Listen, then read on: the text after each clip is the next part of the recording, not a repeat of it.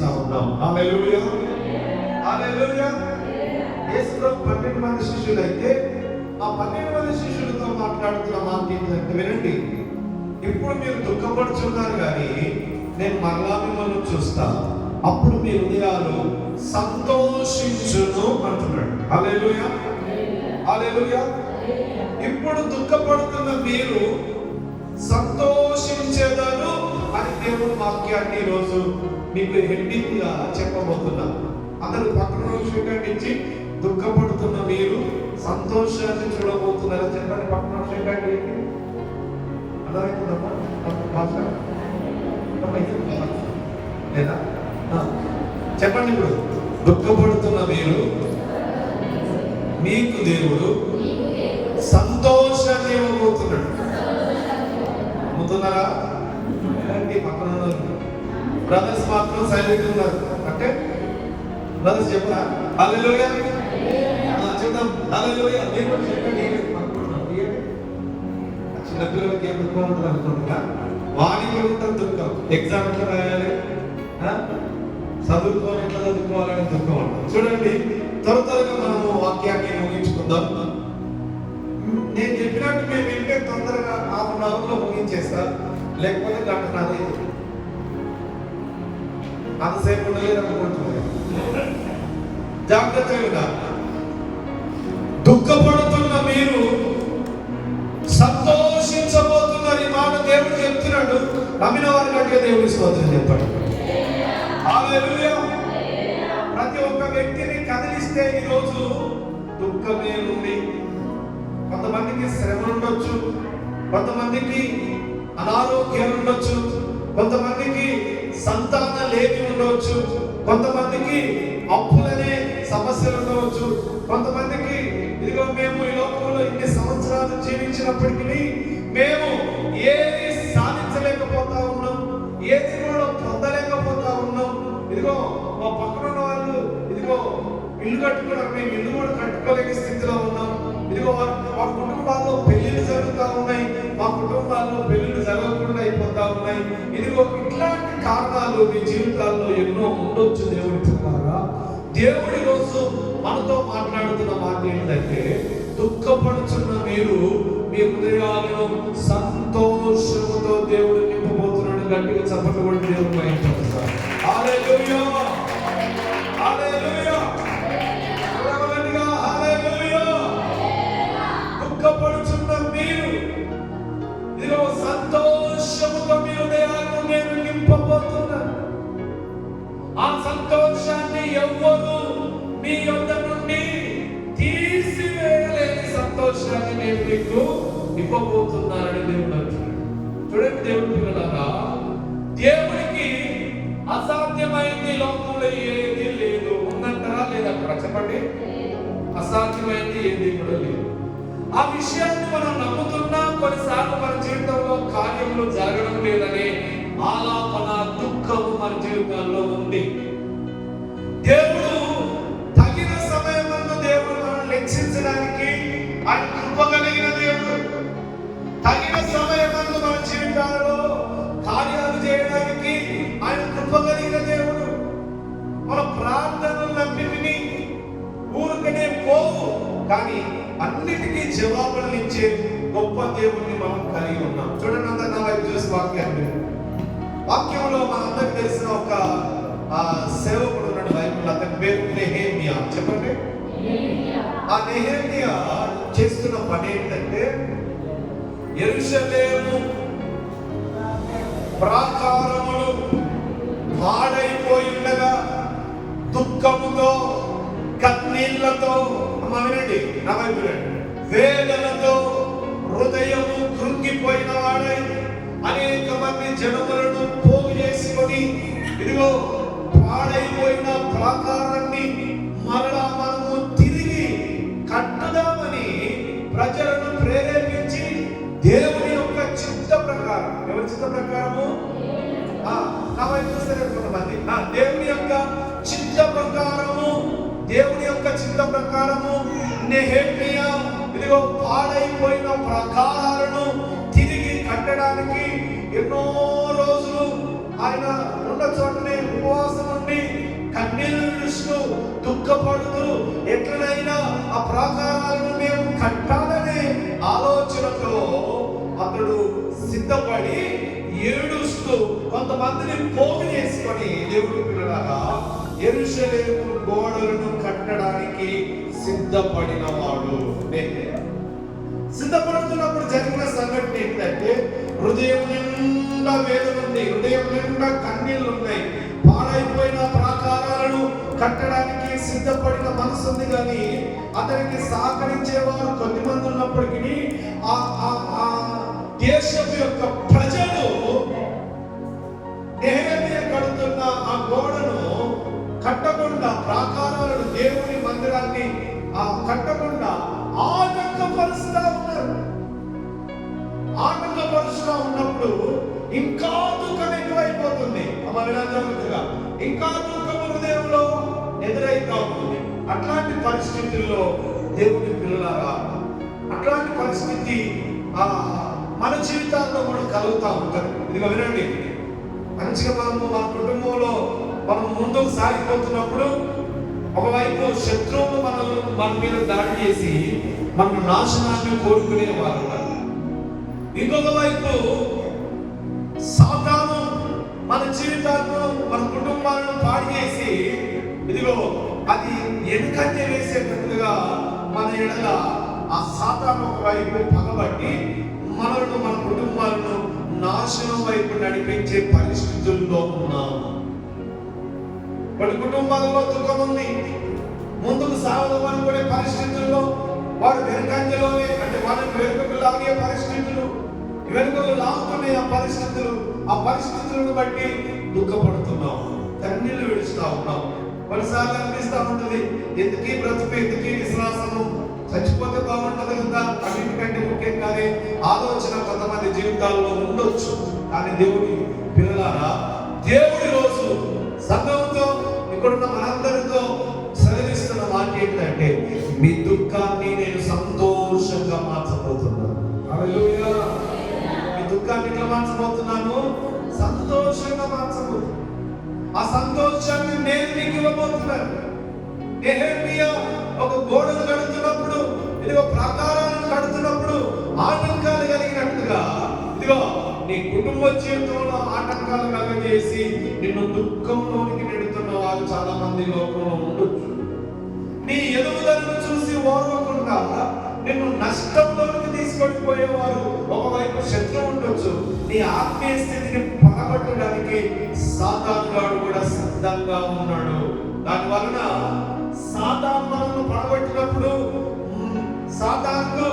సాతానికి ఏం శిక్ష రాదు. కానీ దేవుడు విన్నారా, మనం పడిపోయినప్పుడు సాతాను చేసిన క్రియలు మన మీద చూపిన ఆ పన్నాగాన్ని బట్టి మనమే పాపంలోను దేవుడికి విరోధమైన అనుభవంలోనికి మార్చబడతాం.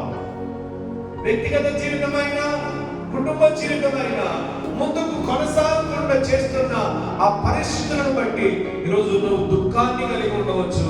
కానీ దేవుడు మీతో, మనందరితో మాట్లాడుతున్న మాట, మీ దుఃఖాన్ని నేను సంతోషముగా మార్చబోతున్నాను. హల్లెలూయా. గట్టిగా హల్లెలూయా చెప్పాలి, గట్టిగా హల్లెలూయా హల్లెలూయా. మేము ఈ నెలలోనే ఆ మొదటి వారంలో జగ్గయ్యపేట అనే ఒక ఊరికి వెళ్ళాం. అందరు విన్నాం. ఆ జగ్గయ్యపేట కూడా ఇటే విజయవాడ సైడ్. అక్కడికి వెళ్తే కుటుంబం వారు ఏ రీతిగానే మీటింగ్ జరుగుతా ఉన్న చర్చిలో ఒక అమ్మాయి, దాదాపు 22 సంవత్సరాలు ఉన్న అమ్మాయి, యవనస్త్రీ. ఆమెకున్న ప్రాబ్లం ఏంటంటే, చెప్తా ఉంది, ఆమెకున్న ప్రాబ్లం ఏంటంటే మూత్రంలో ఇన్ఫెక్షన్ వచ్చిందని దాదాపు రాత్రి పూట 15 సార్లు బాత్రూమ్ పోతుందట. 15 సార్లు, 15 నుండి 20 మధ్యలో ఆమె బాత్రూమ్కి వెళ్ళడం రాత్రి పూట. అంటే ఒకసారి హాఫ్ అన్ అవర్ ఒకసారి రావచ్చు, గంటకు ఒకసారి రావచ్చు, 10 నిమిషాలకు ఒకసారి రావచ్చు. అట్లా నిద్ర లేకుండా ఇంకొక వైపు ఆ శరీరంలో 15 సార్లు మనం రాత్రి పూట బయటికి పోవడానికి, మరుగుదొడ్డికి పోవడానికి ఇష్టపడతామా అంటే ఆమె ఎంత అవసరపడుతుందంటే, ఆ కుమార్తె అవసరపడడానికి కారణం ఏంటంటే వారు దేవుని నమ్ముకున్న వారే, ఆ కుటుంబం అంతా ప్రభులోనే ఉన్నారు. కానీ లోపల దుష్టశక్తి ఆ కుమార్తె మీద పనిచేసింది. బీద కుటుంబం, ఇంకొక వైపు ఆ తండ్రికి ఆ చూపు పోయింది, కళ్ళకు దెబ్బ తాకి చూపు పోయింది, కళ్ళు కనబడవు, 2 కళ్ళు కనబడవు ఇప్పటికి. తర్వాత వాళ్ళ అమ్మ, వాళ్ళ తమ్ముడు, ఈ అమ్మాయి అందరూ కూడా బీద కుటుంబం మాత్రమే, కానీ దేవుళ్ళు వారు ఉన్నారు. కానీ హృదయంలో మాత్రము దుఃఖము ఏముందమ్మా? చెప్పాలి గట్టిగా, హృదయంలో దుఃఖం ఉంది. పని చేసుకుంటేనే ఇదిగో వారి జీవితం, ఆ కుటుంబాన్ని గడపడానికి ప్రతిరోజు తల్లి ఒకదే చేయాలి. తండ్రి ఆ చూపు లేని వాడుగా ఉన్నాడు. ఈ అమ్మాయి కూడా పనికి వెళ్తేనే కుటుంబం గడవాల్సి వస్తుంది. అనేకమైన హాస్పిటల్కి వెళ్ళి చూపించుకుంటారు. ఆ మందులు వేసుకున్నంత సేపే నెమ్మది, ఎలా జాగ్రత్తగా. తర్వాత డాక్టర్ అన్నారంట, 15,000కి మనకి ఇంకా మందులు వాడుతున్నా కూడా నీలో ఇన్ఫెక్షన్ తొలగిపోతలేదు, స్కానింగ్ ఒకటి తీస్తే బాగుంటుంది అని చెప్తే, సరే చూద్దాము 15,000 జమ అయిన తర్వాత అనుకున్నారు. కానీ ఆ రోజు మేము ప్రేయర్కి వెళ్ళి ప్రేయర్ అంతా అయిపోయిన తర్వాత అందరు లైన్గా వచ్చి ప్రార్థన చేసుకుంటా ఉన్నారు.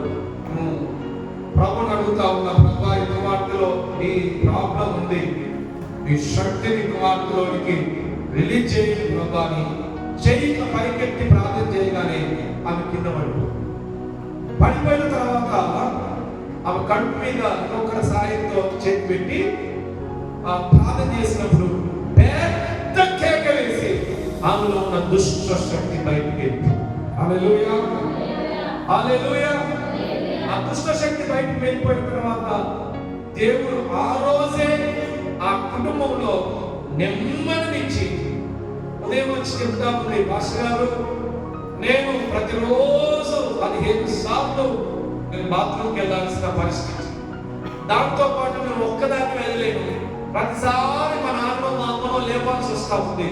ఇదిగో వాళ్ళు విసుక్కుంటున్నారు, అయినప్పటికీ ఈ ప్రాబ్లం తగ్గలే. కానీ ఇదిగో మీరు ప్రార్థన చేసిన తర్వాత ఈరోజు నేను నిన్న రాత్రి హాయిగా నిద్రపోయిన ఆ ప్రాబ్లమే లేదు అని చెప్పింది. గట్టిగా చెప్పగలుగుతామా? హల్లెలూయా. ఎవరికి చెప్పుకోలేని పరిస్థితి, అట్లాంటి పరిస్థితి, చెప్పుకోకుండా హృదయంలో దుఃఖంతో నిండి ఉంది. కానీ ఆ దుఃఖాన్ని దేవుడు ఏం చేసిందంటే సంతోషంతో ఆ కుటుంబాన్ని, ఆమె హృదయాన్ని నింపిన దేవుడు. హల్లెలూయా. సంతోషంతో ఆ కుటుంబాన్ని దేవుడు నింపి తెల్లవారుజామున ఏం చేసిందో తెలుసా? నేను బాప్తిసానికి సిద్ధపడుతున్నాయి కదా, నాకు బాప్తిసం ఏమంటే ఆయన బాప్తిసం ఇచ్చి ఆమెను సంతోషంగా దేవుడి సంఘంలో చేర్చినాము. ఆ రోజు నుండి ఇదిగో నేను మరలా ఫోన్ చేసి, అమ్మ నీకెట్లుంది అని అడిగితే, అయ్యగారు ప్రార్థన చేసిన ఆనాటి నుండి ఈ రోజు వరకు నాలో ఉన్న దుఃఖం అంతా వెళ్ళిపోయింది. ఈరోజు నేను హాయిగా నిద్రపోతున్నా, చక్కగా ప్రార్థన చేసుకుంటున్నా. ఆ దుష్ట శక్తి యొక్క ప్రభావం మా మీద పని చేయకుండా దేవుడు మాకు నెమ్మదినిచ్చిందని గొప్ప సాక్షిగా కుమార్తె ఆ కుటుంబంలో ఈరోజు నిలబడి దేవుడిని కనపరుస్తుంది. హల్లెలూయా.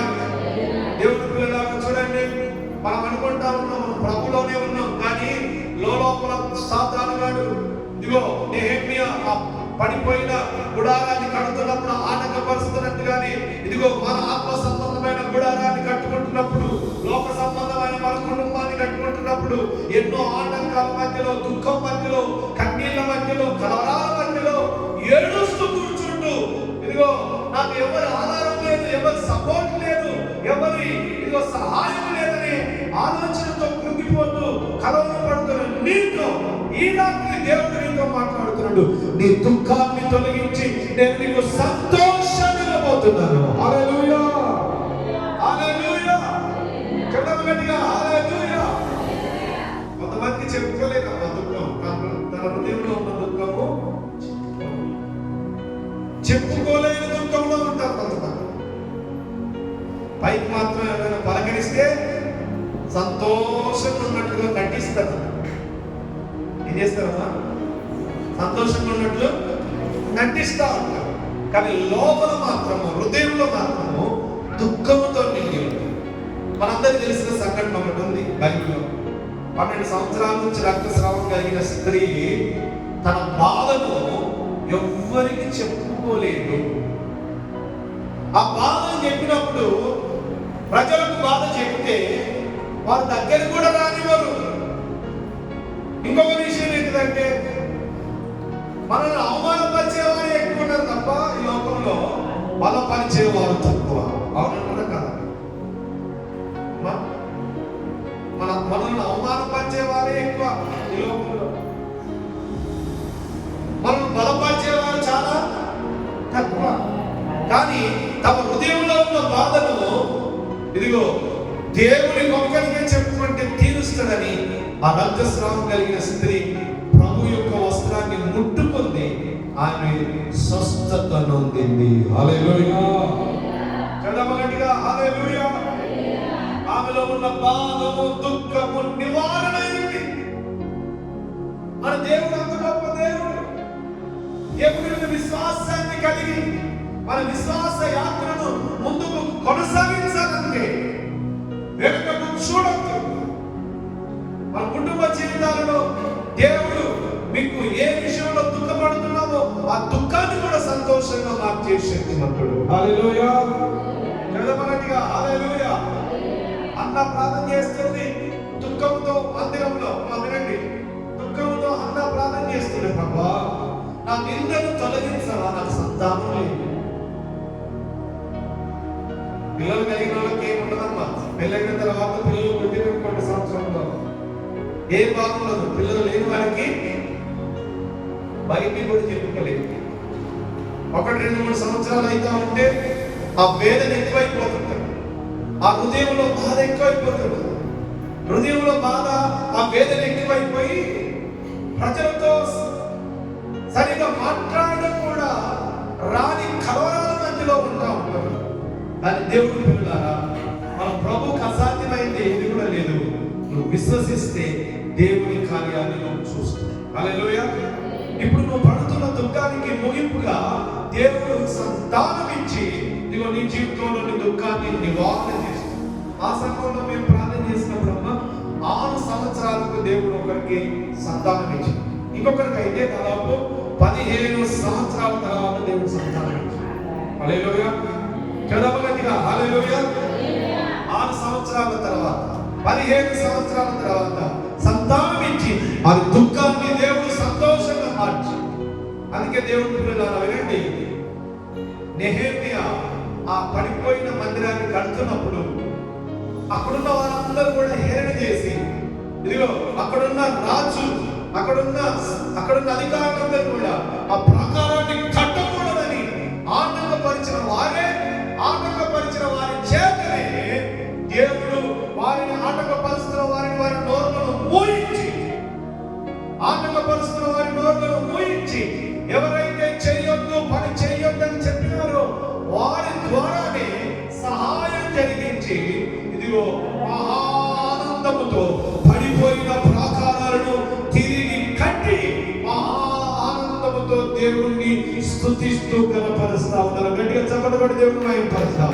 హల్లెలూయా, హల్లెలూయా.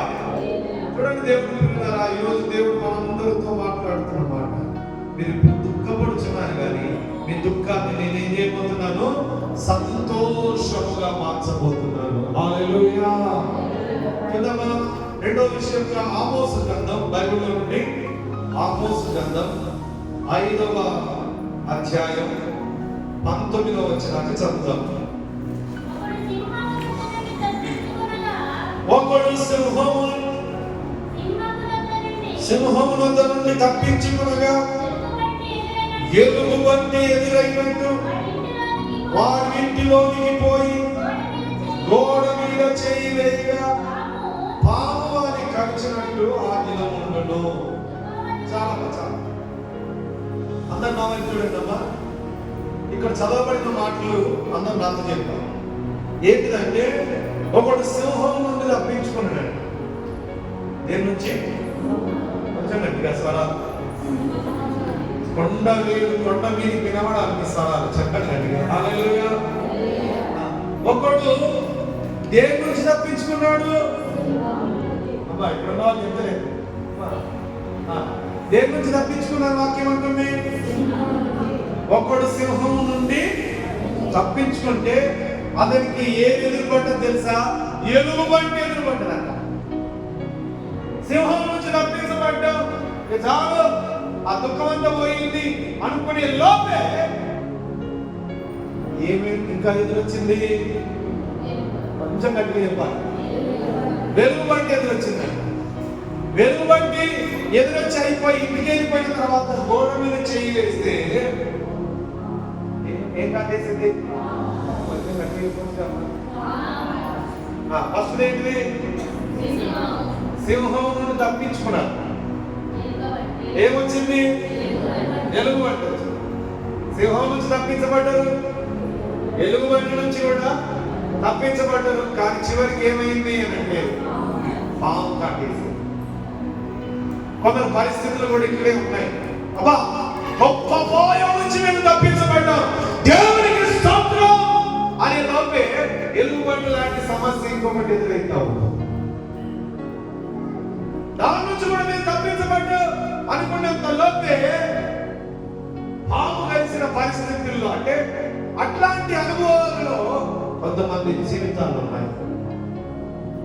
అంటే ఇటు నుంచి తప్పించుకుంటే ఇంకొకటి నుంచి తప్పించుకుంటే ఇంకొక పరిస్థితి ఎదురైతుంది.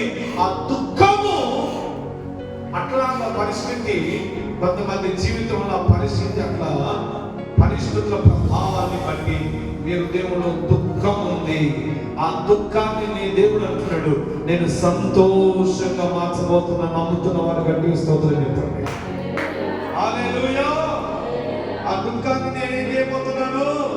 సంతోషంగా. సింహం ఎదురైతే ఎలుగుబంటి ఎదురైతే ఎలుగుబంటి నుంచి తప్పించుకుంటే ఇక పాము కలిసినట్లుగా ఉండే ఆ పరిస్థితి నీ జీవితంలో తొలగించి వాక్యం అంటా ఉంది. 126వ కీర్తన 2వ వచనం చదవండి త్వరగా. 126వ కీర్తన 2వ వచనం. మనము కల కనిన వారి వలె ఉండిమి, మన నోటి నుండి నవ్వు ఉండెను, మన నాలుక ఆనంద గానముతో నిండి ఉండెను. అప్పుడు యెహోవా నీ కొరకు గొప్ప కార్యములు చేసినని అన్ని జనులు చెప్పుకొని. హల్లెలూయా. చెప్పమన్నట్టుగా హల్లెలూయా. ఎలుగుబంటిని తప్పించుకున్నామని సింహాన్ని తప్పించుకుంటే ఎలుగుబంటి వచ్చింది. ఎలుగుబంటిని తప్పించుకుంటే ఏ పరిస్థితి వచ్చిందంటే పాము కలిసినట్లుగా కొందరి జీవితాల్లో ఇట్లాంటి పరిస్థితి కలిగిన అనుభవాల్లో ఉన్న ప్రజలతో దేవుడు మాట్లాడుతున్న మాట ఏంటంటే, ఇదిగో ఇశ్రాయేలు ప్రజలు కూడా ఐగుప్తు దేశంలో ఇదిగో బానిసలుగా ఉన్నప్పుడు వారందరూ కూడా మేము మా సొంత గ్రామమైన సొంత పట్టణమైన యెరూషలేములో మేము ఉండి ఇదిగో ఆనందంతో ఉంటే ఎంత బాగుండు అని ఆ కళను వారికి అన్నారు. కానీ ఆ కళ నెరవేరు కదా అనుకునే ఆలోచన మధ్యలో ఇశ్రాయేలు ప్రజలు ఉన్నప్పుడు దేవుడు ఆశ్చర్య రీతిగా వారు కలిగిన కళ ప్రకారమే దేవుడు ఐగుప్తు నుంచి చెర నుంచి విడిపించి వారి నోటి నుండి నవ్వును కలుగజేసిన దేవుడు. గట్టిగా చప్పట్లు కొట్టి మహిమపరుస్తాను. హల్లెలూయా. హల్లెలూయా. కళ కలిగిన వారి వలె కొన్నిసార్లు మనం కళలు వస్తూ ఉంటాయి. ఆ కళల్లో ఇల్లు లేకపోయినా ఇల్లు మంచి ఇంట్లో ఉన్నట్టు కలగంట. వ్యాపారంలో అభివృద్ధి ఉన్నట్టుగా కనబడుతుంది, తర్వాత వ్యవసాయంలో అభివృద్ధి ఉన్నట్టుగా కనబడుతుంటది. కానీ ఆ సంతోషిస్తాం, కానీ ఆ సంతోషము కొద్ది సమయంలోనే ముగిసిపోయేటట్లుగా ఉన్నప్పుడు ఇదంతా కల కదా అనుకుంటాం. కానీ దేవుడి పిల్లలారా, ఇశ్రాయేలు ప్రజలు కూడా మేము ఈ చెర నుండి ఎప్పుడు విడిపించబడతామో అని దుఃఖ సాగరంలో ఉన్నప్పుడు దేవుడు ఇదిగో మేము సంతోషంగా ఉండే ఆ పరిస్థితిని మేము ఎప్పుడు చూస్తాము అని కలగలిగిన వారి వలె ఉన్న ఆ కళను దేవుడు నెరవేర్చి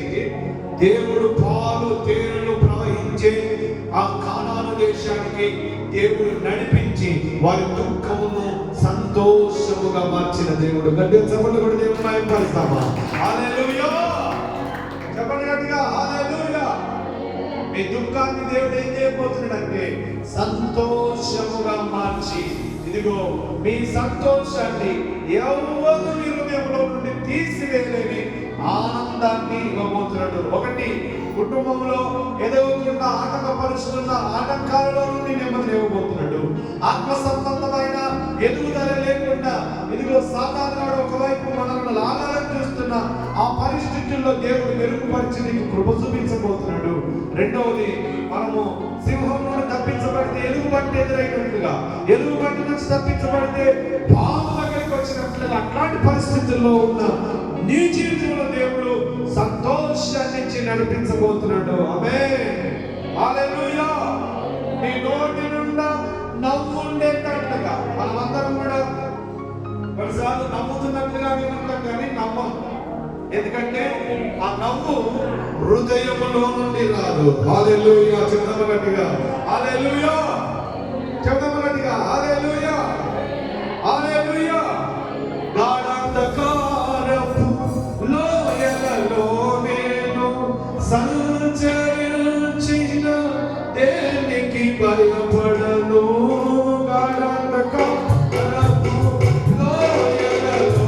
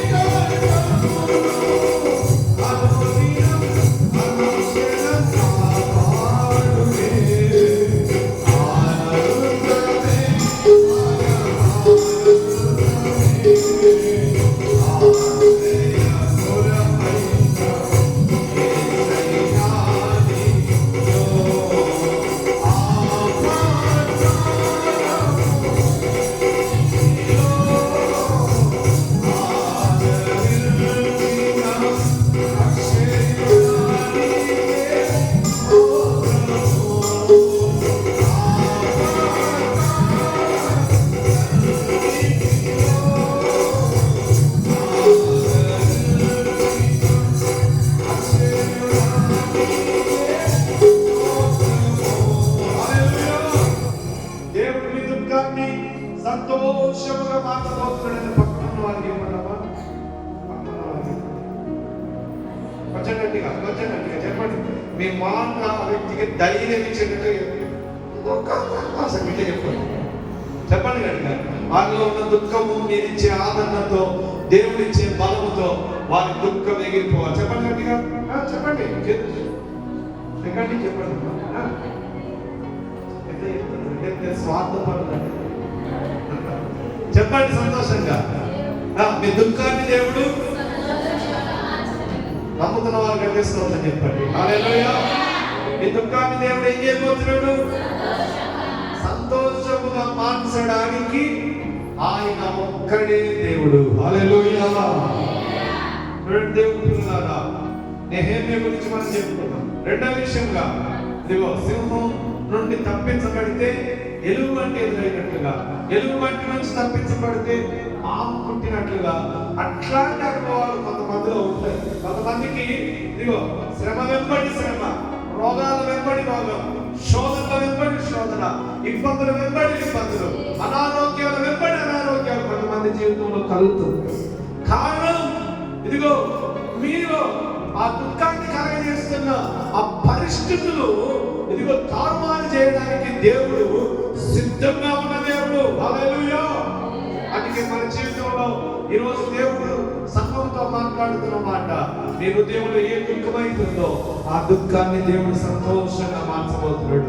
మూడో విషయంగా చెప్పుకొని మనం ప్రార్థన చేసుకోబోతున్నాం. చూడండి, మనందరికీ తెలిసిన సంఘటన, బైబిల్లో ఒక సంఘటన ఉంది, మనందరికీ తెలుసు. ఏంటి ఆ సంఘటన అంటే, ఇగో ఎర్ర సముద్రము దగ్గరికి దేవుని ప్రజలైన ఇశ్రాయేలీయులు వచ్చి ఉన్నారు. హల్లెలూయా! ముందు సముద్రం ఉంది, వెనుక శత్రువులు ఉన్నారు. ముందు ఇదిగో వారి ముందు, దేవుని ప్రజలైన ఇశ్రాయేలీయుల ముందు ఎర్ర సముద్రం ఉంది, మధ్యలో ఇదిగో దేవుని ప్రజలు ఉన్నారు, వెనకాల ఇదిగో ఫరో సైన్యం. వారి పరిస్థితిని ఒక్కసారి ఆలోచన చేస్తాము. వినండి జాగ్రత్తగా. వాళ్ళ పరిస్థితిని ఒక్కసారి ఆలోచన చేస్తే ముందు సముద్రాన్ని దాటలేరు, ఎడక శత్రువులను వారు ఓడించారు. ఇట్లాంటి పరిస్థితుల్లో దుఃఖపడి ఏడుస్తున్నారు. అయ్యో మా పిల్లలు ఏమైపోతారేమో, మేమేమైపోతామో, ఇదిగో మా కుటుంబాలు, ఇదిగో మా పశువులు, మా సంపద ఏమైపోతుందో అని దుఃఖపడుతూ ఏడుస్తూ, కొన్నిసార్లు ఆ దుఃఖానికి ప్రతిఫలముగా దేవుడు జవాబులు ఇవ్వనప్పుడు ఇంకా దుఃఖాన్ని కలిగి ఏడుస్తూ అవిశ్వాసము బాటలో నడుస్తున్నారు ప్రజలు. ఏమంటున్నారు తెలుసా? మరలా మేము ఐగుప్తుకే వెళ్ళిపోతాం, మోషే తప్పుకో, మేము మరలా ఐగుప్తుకే వెళ్ళిపోతాం అనే ఆలోచన వచ్చింది. మన దుఃఖము సంతోషంగా మార్చబడినప్పుడు మన జీవితాల్లో అవిశ్వాసం అలుముకుంటుంది. అవిశ్వాసం, ఏ విశ్వాసము చెప్పగట్టిగా? అవిశ్వాసం అలుముకొని రోజు ప్రార్థన చేస్తున్నాం, మన దుఃఖం ఇంకెప్పుడు పోతుంది? రోజు కూడా నేను ఉపవాసం, వారానికి 2 సార్లు ఉపవాసం ఉంటున్నా, ప్రతి ఆదివారం దేవుని మందిరానికి వస్తున్నా, ప్రభు బలలో పాలుపంపులు పొందుతా ఉన్నా, అన్ని విషయాల్లో నేను కరెక్ట్ గా వింటా ఉన్నా అని నివాడుకోవచ్చు. కానీ వినండమ్మా, నీ ప్రార్థనకి జవాబు రావాలంటే ఒకటి ప్రార్థన ఉండాలి, రెండోది విశ్వాసం ఉండాలి. ఉండాలమ్మా, ప్రార్థన ఉండాలి, విశ్వాసం కూడా. విశ్వాస సహితమైన ప్రార్థన రోగిని ఒక్కటే కాదు, అన్నిటికీ స్వస్థత. హల్లెలూయా. విశ్వాస సహితమైన ప్రార్థన, విశ్వాసంతో అడుగుతుందన్నా కూడా పొంది ఉన్నామని విశ్వాసంతో నువ్వు అడిగితే నీకు అసాధ్యమైనది ఏది. ఇశ్రాయేలు ప్రజలందరూ కూడా ఏడుస్తున్నారు, కన్నీళ్లు పెట్టుకుంటారు. అయ్యో మేము ఈ సముద్రాన్ని దాటలేదు, శత్రువులను జయించలేదు. నువ్వు వెనుకంజ వేయడానికి, వారి అడుగులు వెనుకంజ వేయడానికి సిద్ధపడుతున్నారు. దేవుడి పిల్లలారా, మనం ప్రభుని ఆరాధిస్తూ ఎన్ని సంవత్సరాల నుంచి దేవుడిలో కొనసాగుతున్నా మనం ఇదిగో మరలా దేవుడు మన జీవితంలో కార్యం చేస్తాడని అపనమ్మకాన్ని నీలో తొలగించుకో. ఆయన తగిన సమయం ముందు కూడా దేవుడు నిన్ను హెచ్చించడానికి సిద్ధంగా ఉన్న దేవుడు. హల్లెలూయా. ఏ సమయం ముందు? తగిన సమయం ముందు. చూడండి దేవుడి పిల్లలారా, వాక్యంలో మనందరూ తెలిసిన జకరియా, ఎలిజబెత్ ఇద్దరు భక్తులు ఉన్నారు. ఆ ఇద్దరు భక్తులు కూడా వారు అన్ని విషయాల్లో దేవునికి, అన్ని విషయాల్లో వారు నీతిమంతులు, నిరపరాధులు, దేవుని ఆజ్ఞల విషయంలో అన్నిటిని పాటించిన వారే. కానీ వారి జీవితంలో ఇదిగో వారు వివాహమైనప్పుడు వారికి సంతానం ఇవ్వకుండా దేవుడు, వారి ముసలితనంలో దేవుడు సంతానం ఇవ్వడానికి ఒక గొప్ప కారణం ఉంది. ఆ కారణం ఏంటంటే ఇదిగో తమ కడుపులో అంత పరిశుద్ధంగా, అంత నీతిగా బ్రతుకుతున్న ఎలిజబెత్, జకర్యాలకు ఇదిగో వారు వివాహమైన వెంటనే సంతానం ఇవ్వకుండా వారి ముసలితనంలో దేవుడు ఎందుకు సంతానం ఇస్తున్నాడంటే ఒక గొప్ప ప్రణాళిక కలిగి ఉన్నాడు. ఏంటా ప్రణాళిక అంటే ఇదిగో వారి కడుపులో, అంత పరిశుద్ధంగా జీవిస్తున్న వారి కడుపులో ఇదిగో బాప్తిసం ఇచ్చే యోహాను పుట్టాలనే ఆ ప్రణాళికను దేవుడు కలిగి ఉన్నాడు. కాబట్టి తగిన సమయమందు దేవుడు వారి జీవితంలో అద్భుత కార్యాన్ని చేశాడు. హల్లెలూయా. మనం అనుకుంటాం ప్రార్థన చేయగానే కార్యాలు జరగకపోతే ఆలోచన ఇంకొక వైపు వస్తుంది. వినండి, ప్రార్థన చేసుకుంటే జవాబు దేవుడు ఇవ్వకపోతే పాస్టర్ల మీద కూడా అనుమానం వచ్చేసి పాస్టర్ ప్రార్థన చేయలేడు, ఇంకొక పాస్టర్ దగ్గరికి, వరాలు ఉన్న పాస్టర్ దగ్గరికి. ఏమన్నా పాస్టర్ దగ్గరికి వరములు సైతం అంటే పోతుంది కదా, అట్లాగా ఆశీర్వాదం ఉంటారు. అట్లాంటి వరం కలిగిన వాళ్ళు ఉంటారు. నీ ప్రార్థన పనిచేస్తలేదు, సేవకులు కూడా ప్రార్థన పనిచేస్తారనే అవిశ్వాసం. కానీ విశ్వాసంగా ప్రార్థన చేయాలి. నీ దుఃఖం, నీ నిండుకు తొలగిపోవాలంటే ఇశ్రాయేలు ప్రజలు వెనుకంజ వేస్తారు, మేము మరలా ఐగుప్తు వైపు చూస్తామని కాదు. విశ్వాసాన్ని కర్త దాన్ని కొనసాగించు. యేసయ్య వైపు చూడాలి. మీరు పరిస్థితులను చూసి భయపడద్దు. ఇప్పుడుంటున్న దుఃఖం కొన్ని రోజుల్లో నీ జీవితంలో ఉండదు. ఇప్పుడుంటున్న బాధ కొన్ని రోజుల్లో దేవుడు నీ జీవితంలో ఆ బాధను ఉండకుండా చేయబోతున్నాడు. నమ్మదగిన దేవుడు మన దేవుడు. ఆ బాధ కలవరాన్ని తీసివేయడానికి సిద్ధపడిన గొప్ప దేవుడు. మరి రండి, మనలో ఉన్న దుఃఖం బాధ తీసివేయడానికి ఆయనకి ఎంత పెద్ద పనేం కాదు. ఒకవేళ అనుకోవచ్చు మీరు మన దుఃఖం బాధపోవడం లేదు, వెనుకంజ వేసే ఆలోచనలో చాలా మంది విశ్వాసం భ్రష్టులైపోయింది.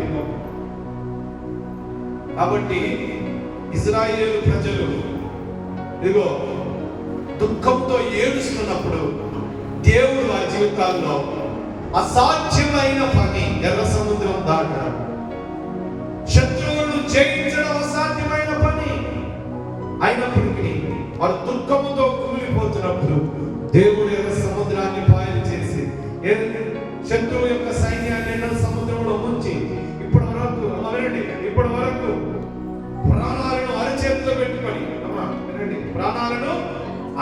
పెట్టుకొని భయపడుతున్నారు. ఆ ఎర్ర సముద్రం దాటిన తర్వాత మిరియామంతా కంగన పట్టుకొని ఇప్పుడు సంతోషంగా నాట్యం చేస్తా ఉంది. ఇప్పటి వరకు దుఃఖం ఉంది. కొన్ని గంటల ముందు దుఃఖం ఉంది. ఇప్పుడు నాట్యం చేస్తా ఉంది.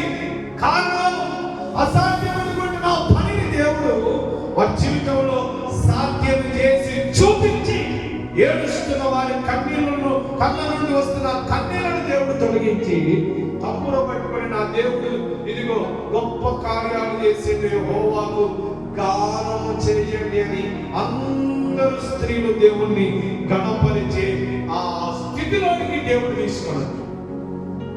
ఈరోజు ఇది అసాధ్యం. ఇక నా కన్నీటికి ముగింపు ఉండదు, నా భోగానికి ముగింపు ఉండదు, నా శ్రమలకు ముగింపు ఉండదు, నా బలహీనతలకు ముగింపు ఉండదు, నా ఆత్మీయ స్థితికి ఇదిగో పడిపోతున్నా లేస్తున్నా నేను, దీనికి స్థిరమైన మనసు లేదు, దుఃఖమే అనుకొని బాధపడుతున్న నీతో అంటున్నాడు. అసాధ్యమైన దేవుడికి ఏది లేదు, ఆయనకి సమస్తం సాధ్యం. నీ దుఃఖాన్ని దేవుడు సంతోషముగా మార్చబోతున్నాడు. నమ్మిన వాళ్ళు గట్టిగా చప్పట్లు కొట్టండి. దేవుడు నా జీవితంలో నా దుఃఖం ఏదైనప్పటికీ, అది అసాధ్యమైనప్పటికీ, మనిషి జీవితానికి అసాధ్యమైనప్పటికీ సాధ్యం చేయబోతున్నాడు. గట్టిగా చప్పట్లు. మీరు కొడతా ఉంటే మీలోకి దేవుడి శక్తి దిగి వస్తుంది. మీరు చప్పట్లు కొడతా ఉంటే మీలోకి దేవుడి శక్తి దిగి వస్తుంది. హల్లెలూయా, హల్లెలూయా. అందుకే దేవుడు పిల్లలు ఈరోజు దేవుడు మీతో మాట్లాడుతున్నాడు. చెప్తాను రండి, మీ దుఃఖాన్ని నేను సంతోషముగా మార్చబోతున్నాను. ఆమేన్, హల్లెలూయా. ఈ దుఃఖాన్ని ఏం చేయబోతున్నా? సంతోషం.